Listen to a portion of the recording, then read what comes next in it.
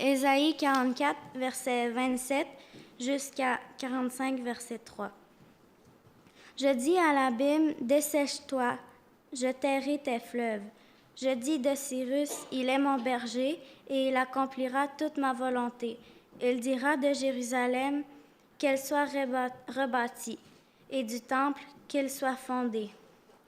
Ainsi parle l'Éternel à son oint, à Cyrus, qu'il tient par la main, pour terrasser les nations devant lui, et pour relâcher la ceinture des rois, pour lui ouvrir les portes, afin qu'elles ne soient plus fermées. Je marcherai devant toi, j'aplanirai les chemins montueux, je romprai les portes d'airain, et je briserai les verrous de fer. Je te donnerai des trésors cachés, des richesses enfouies, afin que tu saches que je suis l'Éternel qui t'appelle par ton nom, le Dieu d'Israël. Que Dieu bénisse sa parole.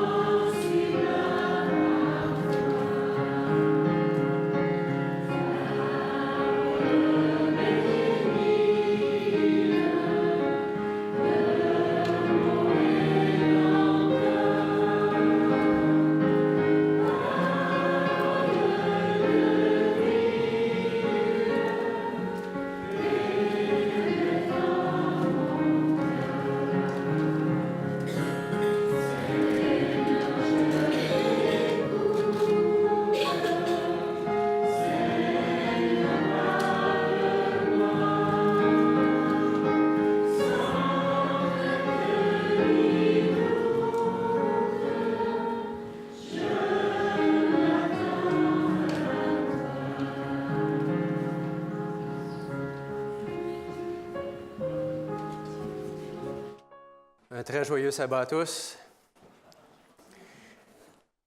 Le 26 décembre 2004, un séisme d'une magnitude de 9 sur l'échelle de Richter a eu lieu dans l'océan Indien.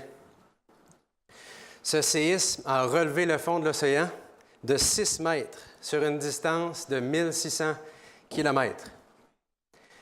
Cela a eu comme effet de créer des vagues de plus de 30 mètres de haut, qui ont fauché la vie de 250 000 personnes. Certaines régions ont été averties d'avance et ont eu un bilan moins catastrophique. Par contre, d'autres régions, comme l'Indonésie, n'ont pas eu cette chance. 170 000 personnes ont été fauchées en Indonésie. Ce mur de 30 mètres de haut, se déplaçant à une vitesse allant jusqu'à 800 km/h, a été la cause de nombreuses fêtes interrompues, brusquement, le long des côtes, alors que tout semblait bien aller. Dans la parole de Dieu, on retrouve dans le livre de Daniel, au chapitre 5, une histoire qui est semblable, une autre fête qui a étrangement été interrompue et qui a mal tourné, avec la mort de plusieurs individus, et d'une façon extrêmement rapide aussi. Dans Daniel, au chapitre 5, les versets 1 à 5, on peut lire ceci. Daniel 5, 1 à 5. Le roi Belchazzar donna un grand festin à ses grands, au nombre de 1000. On peut dire que c'est tout un party. 1000 personnes avec le roi. Et il but du vin en leur présence. Belchazzar, quand il eut goûté au vin, fit apporter les vases d'or et d'argent que son père Nebuchadnezzar avait enlevés du temple de Jérusalem, afin que le roi et ses grands, ses femmes et ses concubines s'en servissent pour boire. Alors on apporta les vases d'or qui avaient été enlevés du temple de la maison de Dieu à Jérusalem. Et le roi et ses grands, ses femmes et ses concubines s'en servirent pour boire. Ils burent du vin et louèrent les dieux d'or, d'argent, d'airain, de fer, de bois et de pierre. En ce moment apparurent les doigts d'une main d'homme, et ils écrivirent en face du chandelier, sur la chaux de la muraille du palais royal. Le roi vit cette extrémité de main qui écrivait. Alors Belshazzar ici fait la fête. Il a eu les idées de se servir de ces ustensiles qui étaient réservés pour le temple, pour un usage sacré. Et c'est arrivé justement après avoir pris du vin, avoir fait la fête, cette idée lui vient d'aller un peu plus loin. Alors il décide de se servir des coupes pour boire du vin. Pendant ce temps, à l'extérieur de la ville, qu'est-ce qui se passe? Il y a un siège. Il y a un siège. Belshazzar, en fait, était parfaitement au courant de ce qui se passe à l'extérieur. Mais il est rempli d'orgueil. Il n'y a pas de problème pour lui. Qu'est-ce qui se passe à l'extérieur de Babylone? Ici, en dedans, on fait la fête. Parce que son père, Nebuchadnezzar, avait mis dans leur tête que Babylone est imprenable. Alors, d'année en année, les gens ont grandi avec ça. Babylone ne tombera pas. On peut continuer de faire la fête. Eux, ils peuvent faire ce qu'ils veulent à l'extérieur. On peut quasiment imaginer Belshazzar crier du haut de la muraille à Cyrus pour s'en moquer. Fais ce que tu veux, nous ici, on fait la fête. Tout va bien. Rempli d'orgueil qu'il était. On peut lire en fait le passage qu'on vient de lire dans Ésaïe, au chapitre 44, Ésaïe 44, à partir du verset 27. Ésaïe 44, verset 27. Belshazzar va oublier une chose, c'est qu'il se passait quelque chose d'important. En fait, il ne le savait pas. Le siège était là, mais il ne savait pas ce que Cyrus était en train de faire. Ésaïe 44 et au verset 27, il est dit, « Je dis à l'abîme, dessèche-toi, je tarirai tes fleuves. Je dis de Cyrus, il est mon berger, et il accomplira toute ma volonté. » Alors Babylone était assise sur cette rivière qu'on appelle l'Euphrate. Une raison de plus pour dire que Babylone était imprenable. Ils avaient de la nourriture pour des années, ils avaient des grands murs fortifiés, et en plus de ça, ils avaient un approvisionnement en eau, l'Euphrate. Alors eux, ils riaient de tout ce qui se passait à l'extérieur. Laissez-moi vous lire un passage tiré du livre Prophètes et rois au chapitre 43. Prophètes et rois, chapitre 43. Il est dit ceci. « Babylone fut assiégée par Cyrus, le neveu de Darius le Mède. » Donc les Mèdes et les Perses viennent. Le neveu de Darius le Mède, général des armées médo-persanes. Cette ville passait pour une forteresse imprenable. Protégée par ses murs épais, ses portes d'airain et son fleuve, l'Euphrate, elle possédait des réserves pour plusieurs années. Alors Cyrus aurait pu rester là plusieurs années. C'est ce que se disait Belshazzar et tous ceux qui faisaient la fête. Le voluptueux monarque qui était Belshazzar se sentait en toute sécurité dans cette enceinte où il passait son temps en festivité. Alors c'était une fête parmi tant d'autres. Belshazzar et ceux de Babylone aimaient faire la fête. J'ai de la nourriture, j'ai de l'eau en abondance. Il n'y a pas de problème. Vas-y, Cyrus, amuse-toi comme tu veux dehors. Alors, Belshazzar ne réalise pas que Cyrus est en train d'assécher l'Euphrate et qu'il va descendre dans le lit de la rivière pour entrer dans la ville, ouvrir les portes et laisser entrer l'armée. Et pendant ce temps-là, il y a quelque chose d'extraordinaire qui se passe à l'intérieur de la ville, à l'intérieur des murailles. Parce que pour Dieu, les murailles ne sont pas vraiment un problème. On peut retourner dans Daniel au chapitre 5 et relire les versets 5 et 6. Daniel 5, les versets 5 et 6. Il est écrit ceci. « En ce moment, apparurent les doigts d'une main d'homme, et ils écrivirent en face du chandelier sur la chaux de la muraille du palais royal. Le roi vit cette extrémité de main qui écrivait. Alors le roi changea de couleur, et ses pensées le troublèrent. Les jointures de ses reins se relâchèrent, et ses genoux se heurtèrent l'un contre l'autre. Alors, on peut imaginer le roi terrifié. Le roi qui est devant ses 1000 invités, qui fait la fête, et la fête change. Hein, c'est pour dire comment Dieu il peut toujours nous surprendre. Il a choisi une main. Personne d'entre nous, je suis pas mal sûr, on a aperçu une main écrire sur le mur, mais l'effet que ça l'a fait au roi, c'est qu'il a carrément uriné dans ses vêtements royaux. Alors là, la fierté a disparu assez rapidement aussi. Et ses genoux frappent ensemble tellement il a peur. Alors, l'atmosphère festive disparaît comme ça, avec Dieu. On change d'atmosphère.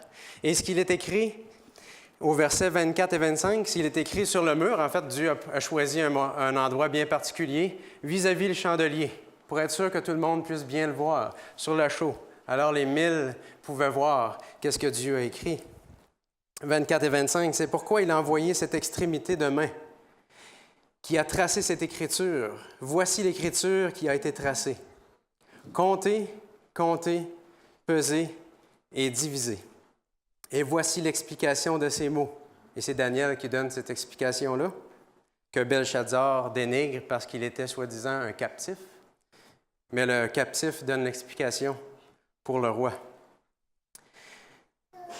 Tu as été pesé dans la balance et tu as été trouvé trop léger. Ton royaume sera divisé et donné aux Mèdes et aux Perses. Alors le roi comprend très bien à cet instant que pour lui, c'est terminé. C'est fini l'histoire de Belshazzar, c'est fini l'histoire de Babylone.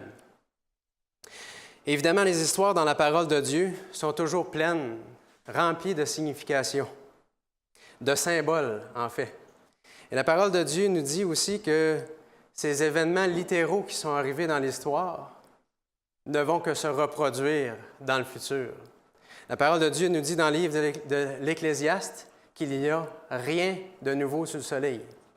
Lorsqu'il arrive quelque chose dans le passé, Dieu nous explique ce qui arrivera dans le futur. Et c'est exactement ce qu'on va essayer de découvrir ce matin au travers de cette histoire-là de Babylone qui tombe et de tout ce qui entoure cette histoire-là. Belshazzar, oui, dans cette histoire, est un personnage orgueilleux. Un roi, le roi de Babylone. Babylone symbolise la confusion. Alors, ce personnage-là défie Dieu. Il se moque carrément de Dieu parce qu'il prend ses ustensiles et il en fait ce qu'il veut avec. Il fait la fête, il ridiculise qu'est-ce qui appartient à Dieu. Il n'a aucun respect pour les choses de Dieu. Il essaie d'une certaine façon de réinstaurer cette religion des Babyloniens et de leur Dieu, comme on a lu, de bois, de pierre et d'or. Alors que son grand-père, Nebuchadnezzar, avait vécu une conversion, ainsi que possiblement la mère de Belshazzar. Et lui, il veut réinstaurer cette religion-là, anciennement, de Babylone. Il veut ridiculiser tout ce qui est de l'Éternel, le seul vrai Dieu vivant. Alors, Belshazzar, dans cette histoire-là, ne peut que représenter Satan, car Satan se moque de Dieu depuis trop longtemps. Et on en retrouve une description, en fait, dans Ésaïe 14 et Ézéchiel 28, de comment Satan est devenu Satan, Lucifer qui est devenu Satan. Satan, tout comme Belshazzar, détenait le monde captif. Babylone est un symbole du royaume de Satan. Et on peut le retrouver d'ailleurs aussi dans le livre de l'Apocalypse. On peut retrouver dans l'Apocalypse 18 mention de Babylone. Tournons dans Apocalypse 18. Apocalypse 18, les versets 2 et 4. Je vais lire, je vais sauter. Verset 3. Il cria d'une voix forte, disant, elle est tombée, Babylone la grande. Alors évidemment, on parle du temps de la fin, on ne parle plus de la Babylone antique. Elle est devenue une habitation de démons, un repère de tout esprit impur, un repère de tout oiseau impur et odieux. Et au verset 4, « Et j'entendis du ciel une autre voix qui disait, « Sortez du milieu d'elle, mon peuple, afin que vous ne participiez point à ses péchés et que vous n'ayez point part à ses fléaux. » Alors, ceci nous indique clairement que dans Babylone, il y a toujours ses enfants. Dieu dit, « Sortez d'elle, sortez du milieu d'elle, mon peuple. » Et Babylone existe encore au temps de la fin, d'une manière spirituelle et beaucoup plus large. Alors, cette histoire-là a quelque chose de vraiment intéressant, parce qu'elle va nous montrer quelque chose de beaucoup plus important que le récit littéral qu'on vient de lire. Alors, on peut se poser la question suivante. Si Babylone, on retrouve la partie spirituelle au temps de la fin, alors, est-ce qu'il y a un moment où Satan aurait pris ce qui appartient au sanctuaire et il s'en serait moqué? Et ce qu'il l'aurait ridiculisé? À quel moment dans l'histoire Satan aurait pu prendre quelque chose qui appartient au sanctuaire, qui est sacré, et qui le ridiculise et il s'en moque? La parole de Dieu nous dit, je vous le cite dans la première épître aux Corinthiens, que le corps est le temple du Saint-Esprit. Alors on voit le lien ici. Est-ce que Satan a pris l'être humain, le temple du Saint-Esprit, quelque chose qui était mis à part pour Dieu, pour le ridiculiser, pour se moquer de lui? Lorsqu'on lit les récits dans la Genèse, on découvre qu'est-ce que Satan a fait avec l'être humain. Il veut ridiculiser l'image de Dieu qui est dans l'être humain. C'est ce qu'il veut faire depuis tellement longtemps, depuis plus de 6000 ans. Mais en fait, il est allé encore plus loin d'en vouloir ridiculiser ce qui appartient à Dieu, à son temple. Regardez, si vous voulez, avec moi, dans Luc, le chapitre 18. Luc 18 et le verset 32. Luc 18, verset 32.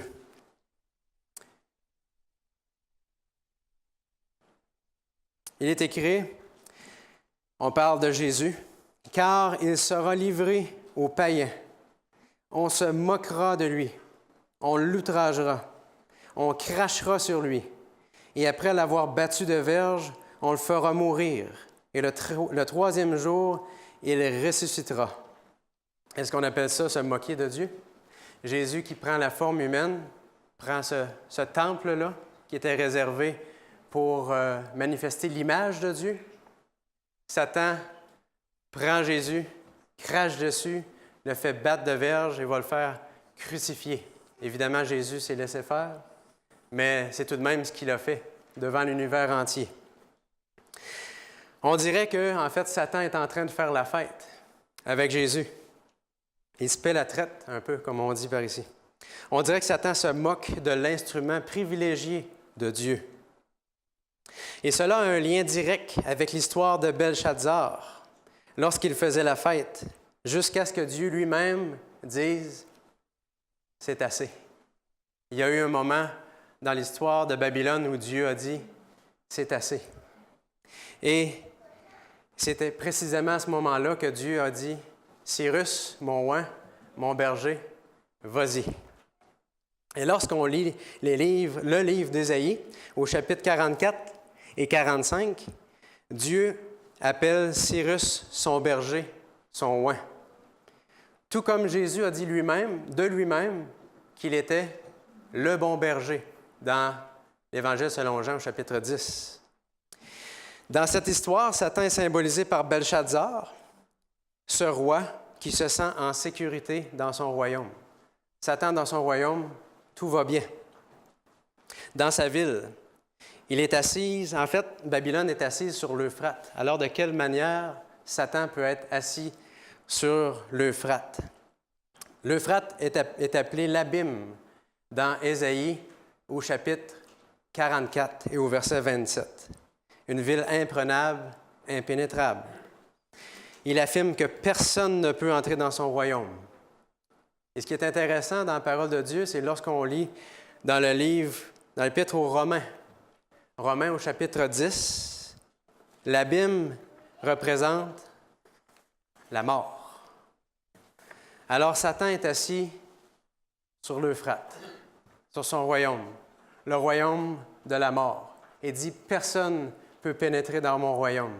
C'est moi qui ai le contrôle. L'être humain est sous mon contrôle, sous ma captivité. Je suis imprenable. Personne ne peut me faire tomber. » En dehors de la muraille, il y a un général. Ce général s'appelle Jésus, le bon berger. Jésus, le oint.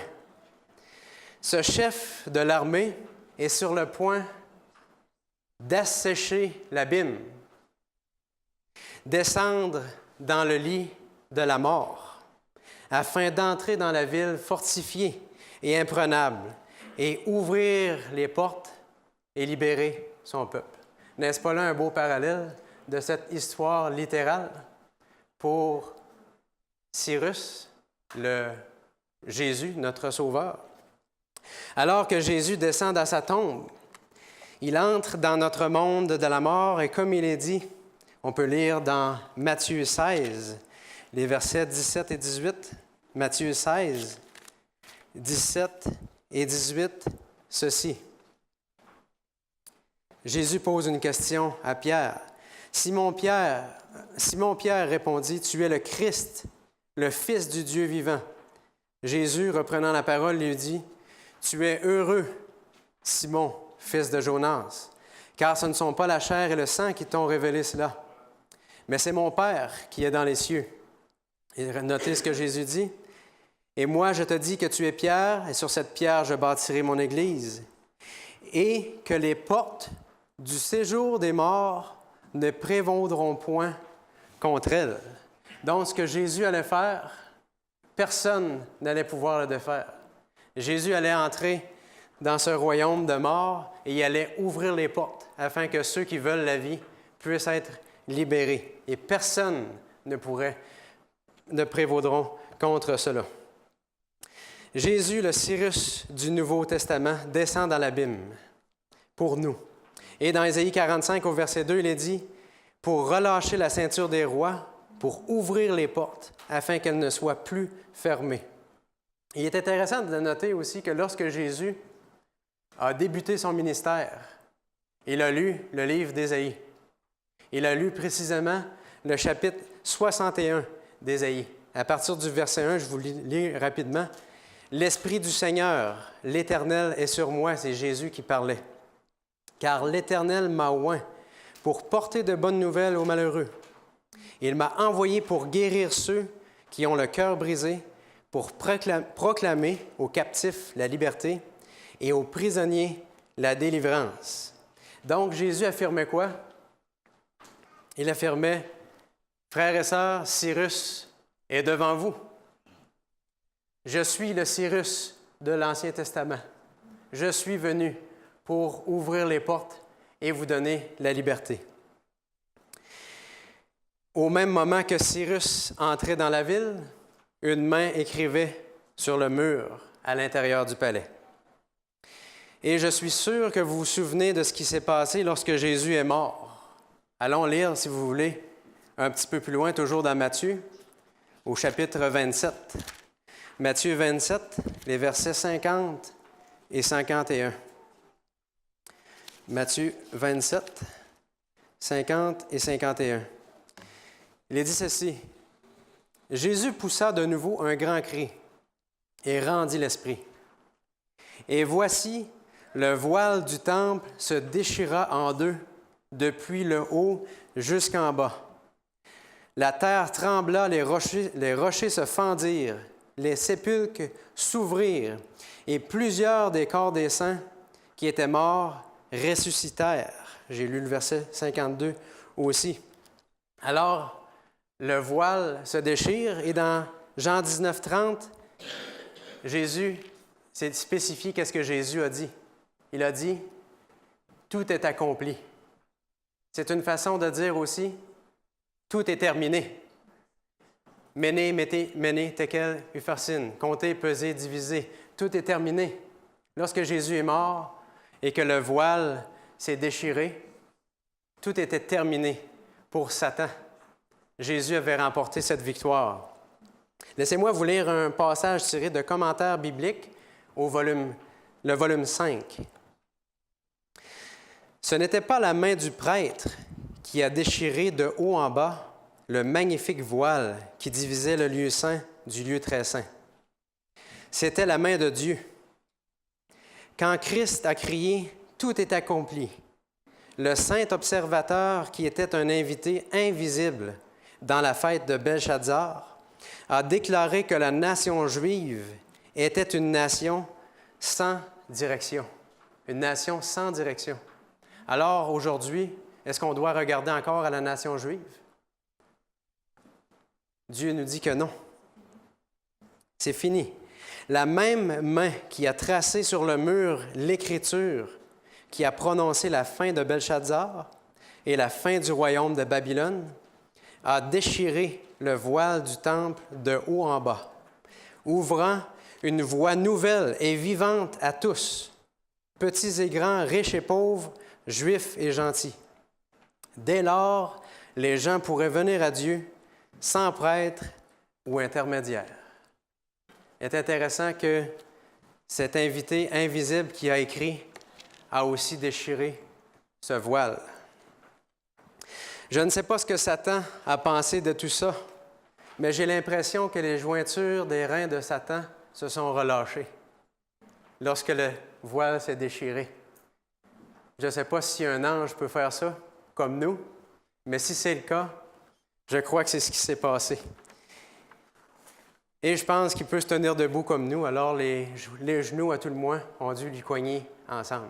Est-ce qu'on dit amen à ça?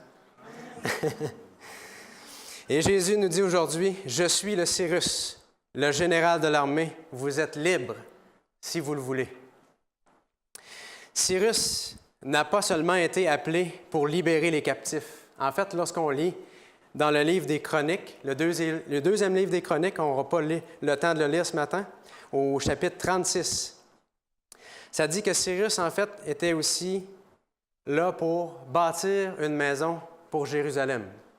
Non seulement pour libérer les captifs, mais aussi pour bâtir la maison, bâtir le temple, finalement, la maison de Dieu. Alors, c'était l'autre mission de Cyrus.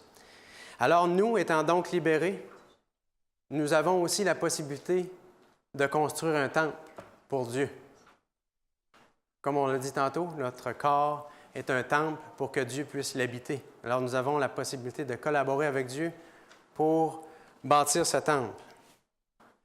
Et vous savez, il y a 3 décrets. Suite à ce que Babylone soit tombée, il y a eu 3 décrets successifs qui sont venus un certain nombre d'années d'intervalle. Et ces décrets-là ont permis quoi? Que Israël retourne à Jérusalem et redevienne cette nation qu'ils étaient. On va passer rapidement au travers de ces 3 décrets et voir quel parallèle ces décrets ont pour nous aujourd'hui. Quel message est-ce que ça a pour nous aujourd'hui? Le premier décret, on peut le trouver, en fait, dans le livre d'Esdras.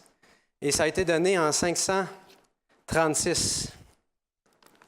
On va lire, en fait, Esdras, chapitre 1, les 3 premiers versets.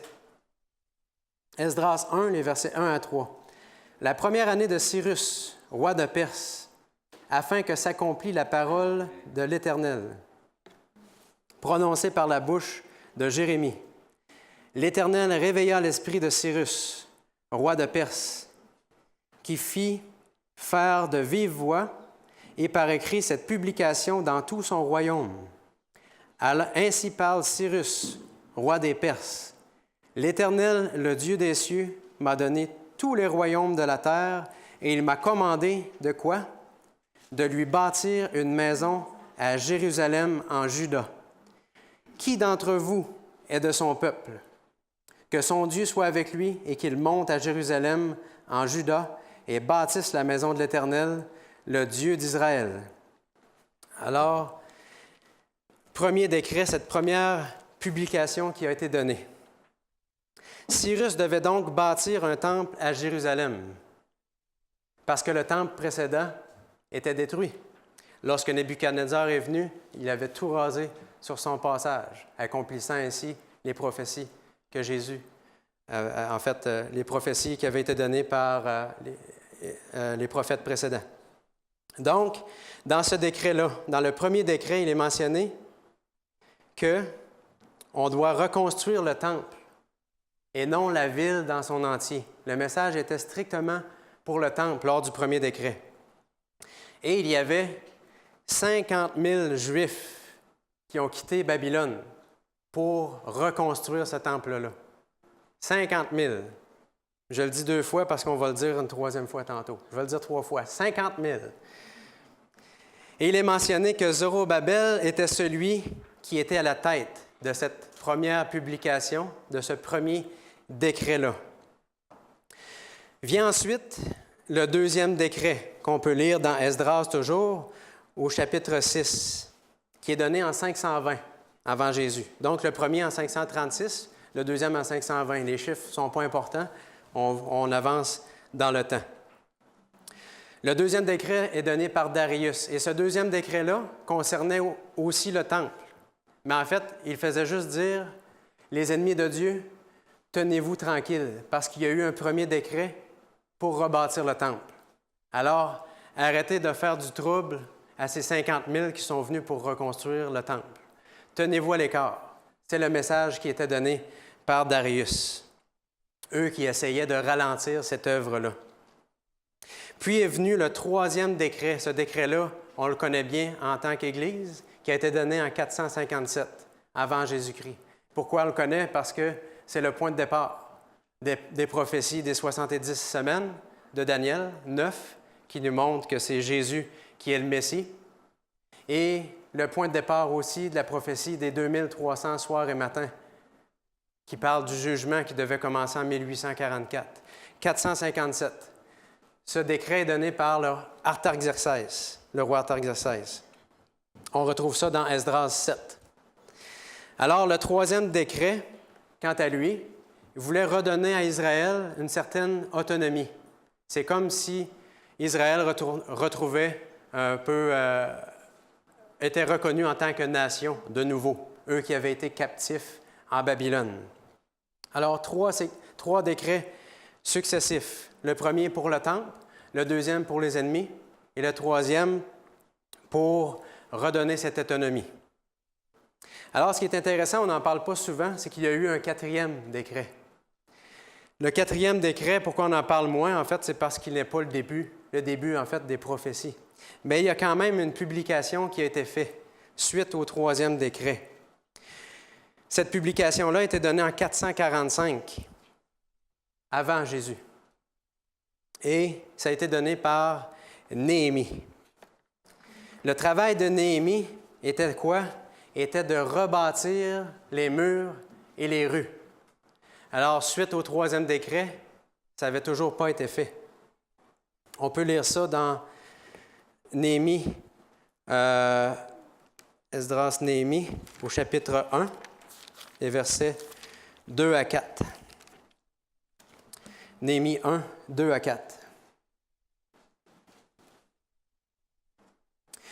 Je l'ai questionné au sujet des Juifs réchappés qui étaient restés de la captivité et au sujet de Jérusalem.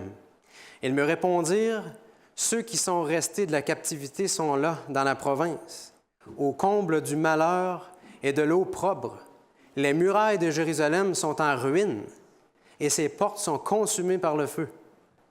Lorsque j'entendis ces choses, je m'assis, je pleurai et je fus plusieurs jours dans la désolation. Je jeûnai et je priai devant le Dieu des cieux. » Alors, lorsque le 3e décret avait été donné et que les années s'étaient écoulées, c'était loin de bien aller à Jérusalem. Les murs n'étaient toujours pas reconstruits, les portes brûlées, les rues pas faites. Alors, ils étaient dans le malheur.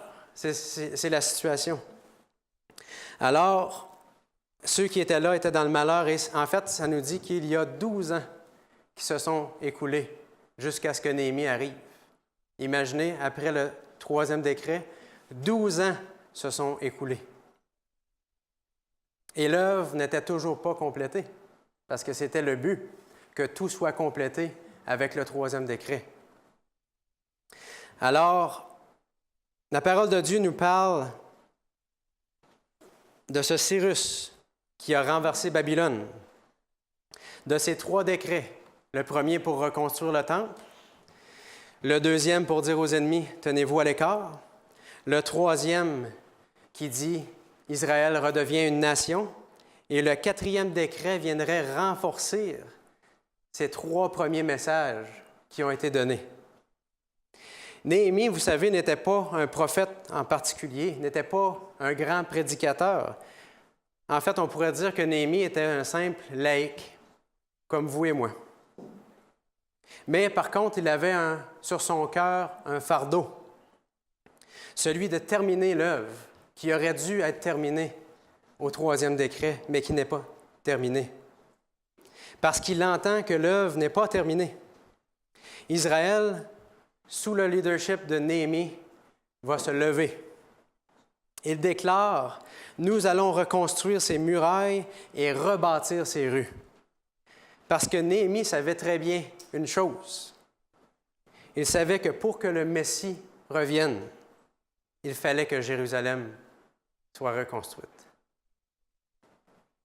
La parole de Dieu nous parle d'une puissance dans le livre de l'Apocalypse qui est nommée Babylone, qui est décrite soit comme une femme ou comme une ville. Et cette femme a tenu en captivité le peuple de Dieu, selon la prophétie, pendant 1260 années, de 538 à 1798. Babylone a tenu en captivité le peuple pendant 1260 années. Alors Babylone, gloire à Dieu, en 1798 a reçu une blessure mortelle. Alors si Babylone historique a reçu une blessure mortelle, et si Babylone spirituelle a reçu aussi une blessure mortelle, est-ce que ça serait possible que les décrets qui ont eu lieu au temps de Babylone, ces décrets qui ont été donnés après la blessure mortelle, après que Babylone soit tombée, est-ce que c'est possible qu'il y ait aussi des messages, une publication qui soit donnée après 1798, après que Babylone spirituelle soit tombée? Il est intéressant de noter qu'une proclamation a été faite de 1840 à 1843-44, celle du message du premier ange. Ce message, tout comme le premier décret qui a été donné pour Babylone, concerne le temple. Craignez Dieu et donnez-lui gloire, car l'heure de son jugement est venue, et adorez celui qui a fait le ciel, la terre, la mer et les sources d'eau. Qu'est-ce qui se passe depuis 1844? Quel message a été prêché? Il y a un jugement qui est dans le ciel. Et est-ce que ce message-là concerne le temple? Jésus est dans le lieu saint, dans le lieu très saint, depuis 1844. Alors, le premier message de l'ange est un accomplissement de la prophétie du premier décret qui a été donné à Babylone, littérale, historique. Et ce que j'ai trouvé vraiment intéressant, vous vous rappelez ce que j'ai dit 3 fois tantôt? Combien de millérites ont proclamé le message environ de 1840 à 1844? Hein? 50 000. Saviez-vous ça? Est-ce que l'Église adventiste est un hasard? Est-ce que l'Église adventiste est un peuple parmi tant d'autres ou est-ce un peuple prophétique? Incroyable. Environ 50 000. Il n'y a personne qui était là pour les compter, mais c'est à combien on les évalue. Alors, c'est intéressant de voir que ce parallèle entre Babylone historique et spirituelle, on le retrouve dans tous les détails. 50 000 en évaluation prêchaient ce message du premier ange. Et à l'époque, c'était Zorobabel. Alors, on peut dire que c'était William Miller de nos jours. Alors, si le premier décret s'est accompli, qu'en est-il du deuxième décret? Le deuxième décret concernait de protéger le peuple de Dieu pour qu'il puisse continuer d'aller de l'avant pour reconstruire les murailles. Parce qu'il y a des ennemis qui se levaient et voulaient aller contre le premier décret qui a été donné. Et c'est intéressant de noter que c'est exactement ce qui s'est passé. Les ennemis du peuple de Dieu se battaient contre le premier message en 1843 et 1844.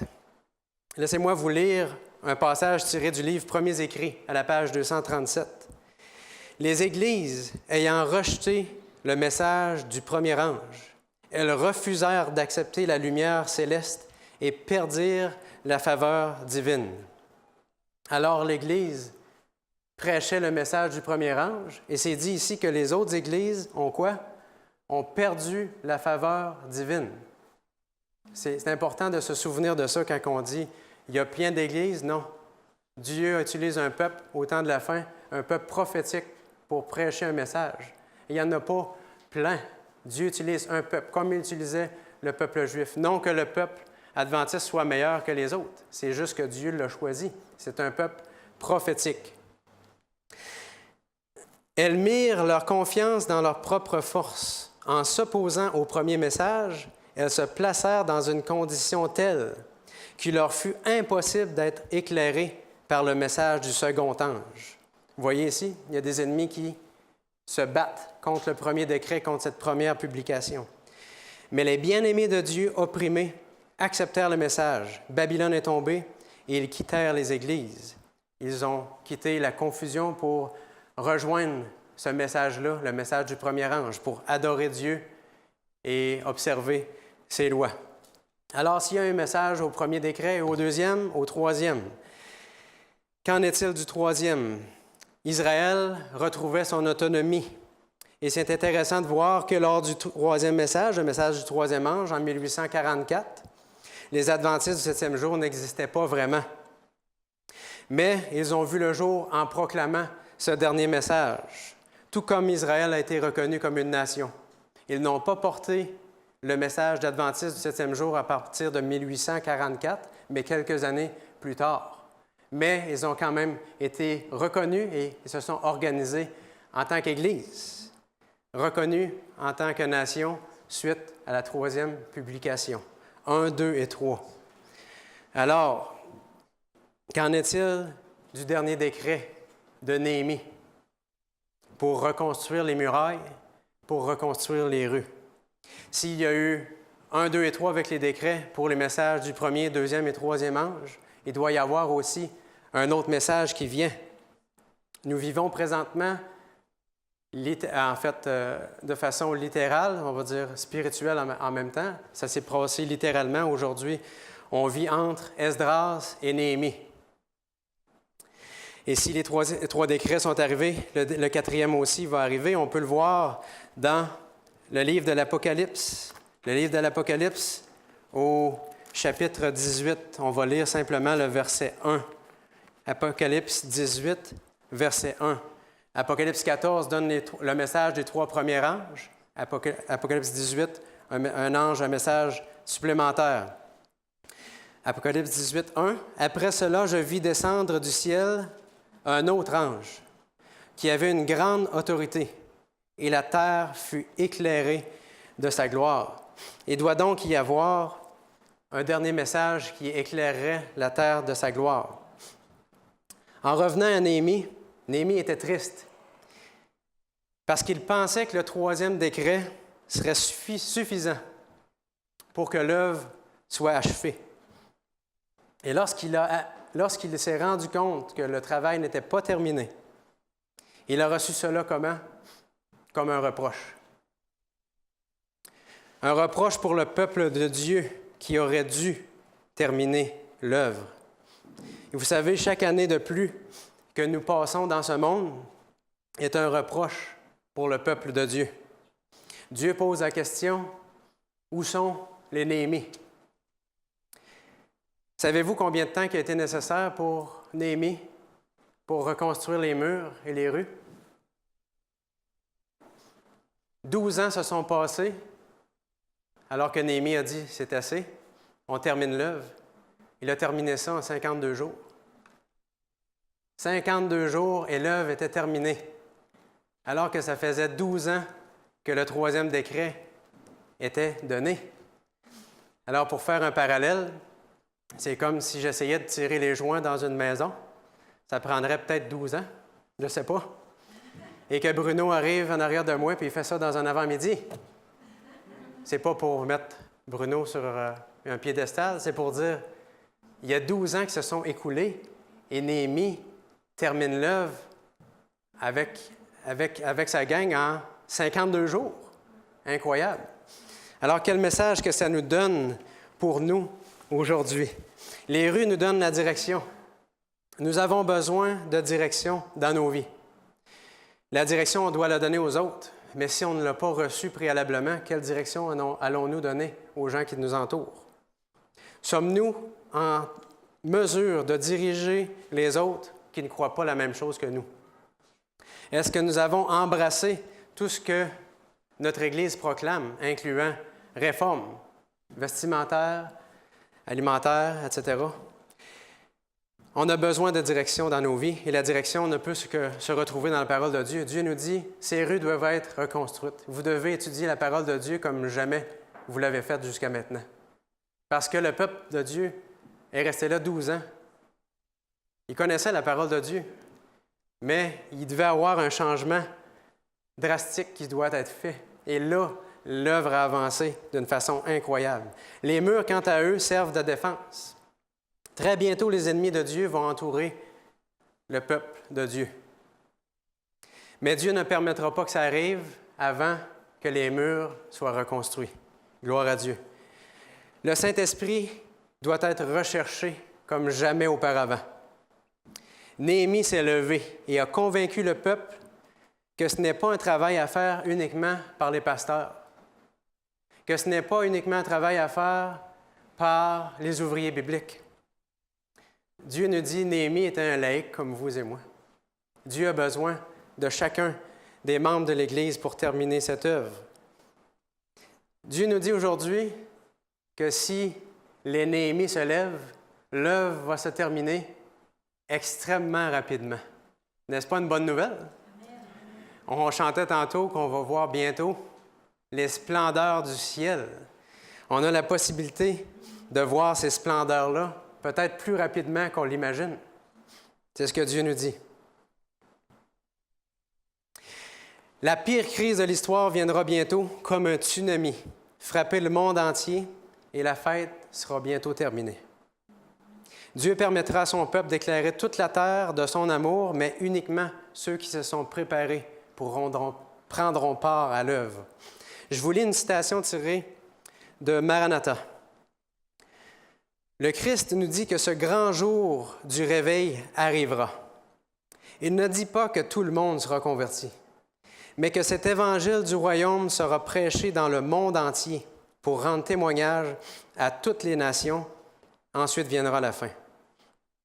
En prêchant l'Évangile au monde, il est en notre pouvoir de hâter le retour de notre Seigneur. Ils auraient pu rester là pendant des années encore. Après ces 12 ans-là, ça aurait pu être 13, 14, 20, 50. Écoutez, Jésus aurait dû déjà être revenu. 52 jours, et les murailles étaient terminées. Et je ne vous dis pas qu'en 52 jours, Jésus va revenir, mais je dis que ça peut être beaucoup plus rapide que ce qui est en train de se passer. Nous ne devons pas seulement attendre, mais hâter l'avènement du jour de Dieu. Notez ce qui suit, les dernières phrases sont particulièrement intéressantes. Si le peuple de Dieu avait fait son travail, comme l'avait ordonné le Seigneur, le monde entier aurait déjà été prévenu. Et le Seigneur Jésus serait venu sur notre terre dans toute sa puissance et dans toute sa gloire. C'est l'incrédulité, la mondanité, l'insouciance et les conflits entre les membres de notre Église qui nous ont gardés dans ce monde de péché et de chagrin tant d'années. La responsabilité est où? Ça nous appartient. Dieu nous dit, vous avez la possibilité de me voir plus vite, beaucoup plus vite que vous pouvez l'imaginer. Mais il nous dit exactement qu'est-ce qui doit changer dans nos vies. Incrédulité, mondanité, insouciance, conflit. Est-ce qu'il y en a parmi nous qui sommes prêts à commencer à étudier comme jamais auparavant la parole de Dieu. On essaie de recommencer ça chaque année, un nouveau plan de lecture ou je ne sais pas. On dit là, il faut vraiment faire notre école de sabbat. Qu'est-ce qu'on peut faire pour dire que, comme ces gens-là qui étaient là depuis 12 ans, qu'est-ce qui aurait pu changer de façon drastique pour dire que c'est assez? Maintenant, il faut que ça change. Tu sais. On va bientôt rentrer à la maison, mais il y a quelque chose de drastique qui va changer dans notre vie. Dans la parole de Dieu, dans notre étude de la parole de Dieu et dans les moments de prière qu'on va passer avec lui. C'est garanti, c'est là que ça se passe, Dieu nous le dit. Dans votre étude et dans votre communion avec moi. Êtes-vous prêts à prier intensément, à redonner à Dieu vos talents et votre temps, à donner à Jean-Guy, responsable d'évangélisation, votre temps, pour qu'on puisse voir ces âmes-là qui cherchent la vérité à Saint-Georges. Parce que lui aussi, il a hâte de le voir, Jean-Guy. Moi, je pense que Jean-Guy peut voir Jésus revenir de son vivant. Vous autres? C'est possible. Hein? Ça ne sera pas 12 ans, Jean-Guy, il ne faut pas. Je pense qu'on peut tous voir Jésus revenir de notre vivant. Est-ce qu'on va donner notre temps et nos talents à Dieu? C'est ça la question. Est-ce qu'on va vivre un peu comme l'expérience de Néhémie? Vivre cette honte d'être encore ici, finalement. Seigneur, ça nous appartient. C'est ce que Dieu nous dit. Alors, c'est uniquement et entièrement dans notre cours que ça se passe. Et on peut être là pour longtemps comme on peut être là pour pas longtemps. Mais Dieu attend que les murailles se reconstruisent. Ce n'est pas nous qui attendons après Jésus, c'est Jésus qui attend après nous. Il faut comprendre ça de cette façon-là. Alors que Dieu nous bénisse et qu'il puisse y avoir des changements importants qui se passent dans nos vies et qu'on puisse voir les splendeurs du ciel et prêcher ce message, le message du dernier ange.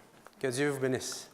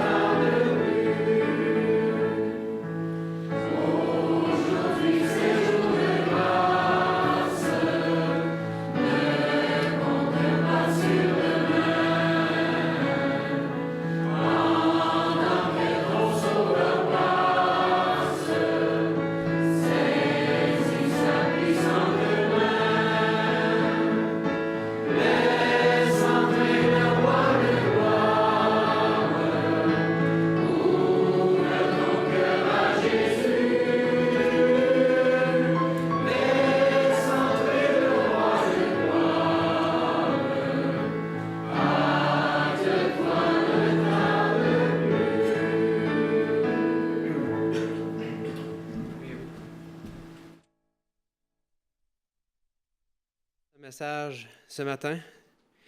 Tu nous dis que tu voudrais déjà être revenu depuis très longtemps. Tu voudrais participer avec nous à toutes sortes de choses que tu as prévues dans l'éternité, mais malheureusement, nous n'avons pas terminé cette œuvre qui aurait déjà dû être terminée depuis trop longtemps. Ton peuple est pris, Seigneur, dans la mondanité, dans l'insouciance, et on te demande pardon pour ces choses, parce que dans nos vies personnelles, nous savons qu'il y a des changements qui doivent prendre place. Viens à notre secours, tendre Père, et que ce dernier message puisse être proclamé dans toute sa puissance, que ton Saint-Esprit puisse être versé dans toute sa puissance et que tu puisses revenir. Que cette œuvre puisse se terminer rapidement, comme elle s'est achevée rapidement au temps de Néhémie, et que nous puissions rentrer à la maison. Parce qu'ici, ce n'est qu'un monde de souffrance, de douleur, de mort, et nous le constatons jour après jour. Nous voulons quitter ce monde et venir te rejoindre. Viens à notre secours dans nos vies, montre-nous qu'est-ce qui ne convient pas, que la puissance de ton esprit nous convainc et que nous puissions être de puissants instruments entre tes mains pour terminer cette œuvre, pour proclamer au monde entier que tu es un Dieu d'amour et que tu reviens chercher tes enfants. Accorde-nous cette grâce et qu'ici même à Saint-Georges, nous puissions faire la différence. Nous t'en prions par le puissant nom de Jésus et par ses mérites. Amen.